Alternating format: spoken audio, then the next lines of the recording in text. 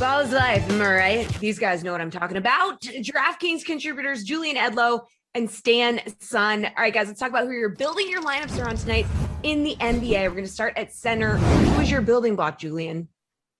Yeah, I'm going to go a little bit cheaper at center. I'm going with the Time Lord here for $6,500. He's going against Karl Anthony Towns. He'll have to work maybe a little bit on the defensive end. We saw that recently against Joel Embiid. He fouled out in 14 minutes. That's not good. His price has been going down a little bit. However, I think this paced up matchup against Minnesota, like we saw a 260, 270 total the other night against Indiana. I think this is going to play right into Rob Williams' favor. Even if Tristan Thompson's taken a few of those minutes from him, I feel like this is a game where 25 minutes from the Time Lord can easily be a double-double with a few blocks, a few steals. So for a slate where I'm not all that impressed with the pay-up options outside of Joker, I think that saving a little bit on Rob Williams in a really good matchup. Minnesota's terrible defensively against centers, especially with Towns on the floor. Rob Williams makes a lot of sense. All right, where are you going to go for this one, Stan? I'm going to go, Joel Embiid. He's, priced up 10,100 going against the Pelicans. He's averaging 1.62 DK fantasy points per minute. There's only two guys in the NBA that are over 1.6. So the other one is Giannis at 1.64. So, he's missed 12 of the last 15 games due to injury. So, he may be out of the consciousness of certain people, but I mean, the guy does it all. He's a 1-1-1 player. He's a playmaker. He scored 50 DK fantasy points in 19 games this season. He has 5 over 60, 2 over 70, 1 over 80, and 1 over 90. Like, that's crazy. Like, who does that? Now, New Orleans, they're 28th in defensive efficiency, and to the center position, they boost the fantasy points per minute by 9.808% above the league average. All right, let's talk about, Stan, your building block at forward. Who are you going to go with here? All right, I'm going to go down a little bit in price. I'm going to go Terrence Ross, 6,300 versus the Pacers. I'm on the West Coast, so there's a store out here called Ross Stores. I don't know if they have that out there on the East Coast, but, it's a discount store. They price designer items for cheap. So, if you go on there, it's hit or miss. Like, sometimes you'll find that item, right, that fits your size. A lot of times you're walking out empty-handed. That's essentially the Terrence Ross experience for fantasy. He's shooting 40% from the field on the season, but I mean, he can shoot 20, 30%, no problem.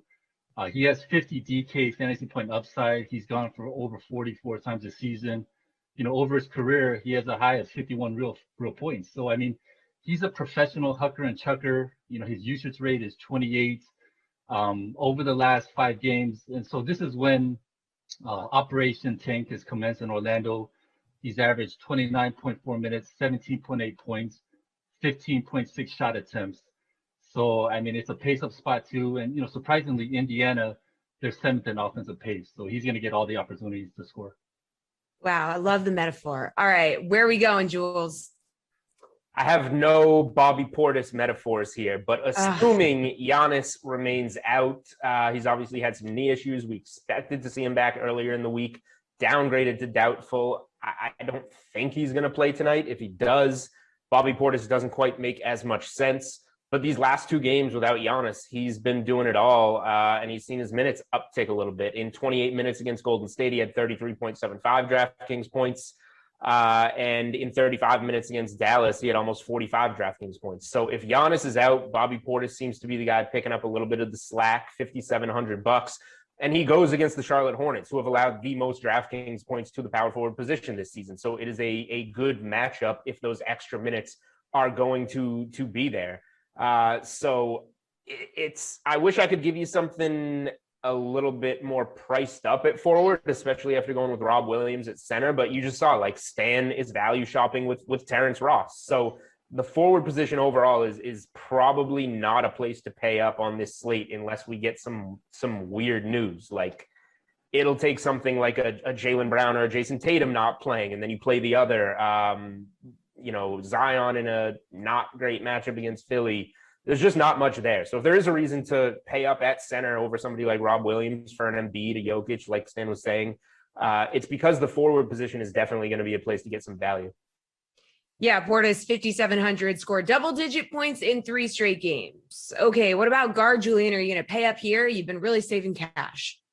No, I'm going to pay up here for sure.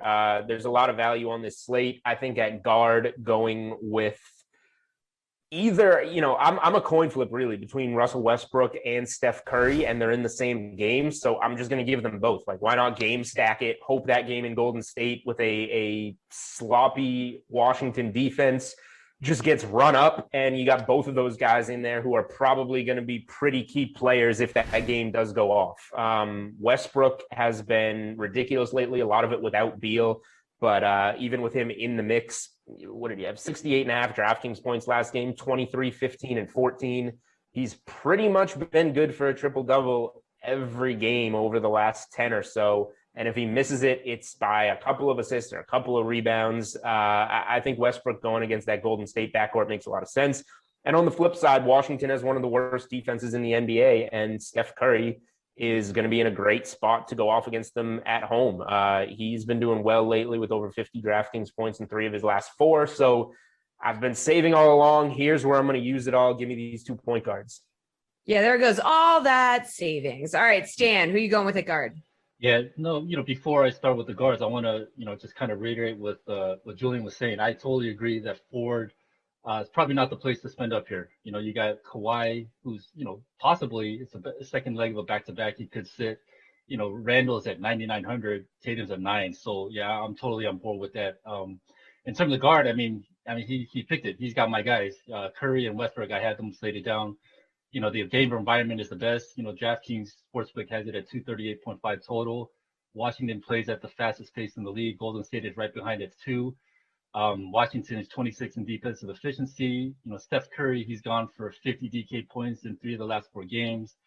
Washington, they boost the fantasy points per minute to the point guard position by 14.12% above league average. I mean, his usage rate has been 32-40, 33-40 over the last 4 games. It's tough. It's a great option there. As for Westbrook, he's triple doubled in 6 of the last 8 games. The floor ceiling combo is amazing.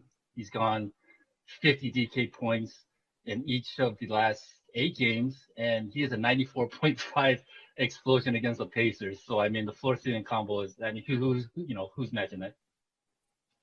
All right. So we just talked about spending a lot of money. How about a value play, Stan? I got 2 guys here. Goga Padatse and Jalen McDaniels. I'm going to go with Jalen McDaniels here, 3,300 at the Bucks.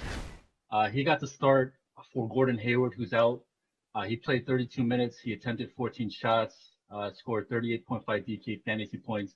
I think the important thing here was that the usage rate was 18, which wasn't an outlier because he's played 25 games this year, and that's been his season average in usage rate. So when he's on the floor, he's going to be involved. The Bucks play at the 5th fastest pace. Shooting efficiency-wise, he's very, very good. He's 48% on the season. And, surprisingly, Milwaukee to the small forward position, they're the most generous to the position as they boost the fantasy points per minute by 23.2% above the league average. All right, Jules, find some value for me. Yeah, so Clint Capella was a guy that wound up getting ruled out on Wednesday, a late questionable add to the injury report. He's questionable again. It's an Achilles, though, and this is something that has cost him some time in the past. So if Atlanta winds up not rushing him back, with John Collins already out of the lineup, give me Onyeka Okongwu here, the rookie top 10 pick, kind of a surprise pick by the Hawks because they had those 2 bigs already. But that last game against Memphis with both bigs out of the lineup, 32 minutes, he shot 6 of 12 from the field, doubled with 13 points, 11 rebounds, a couple of blocks in there, 33.75 DraftKings points.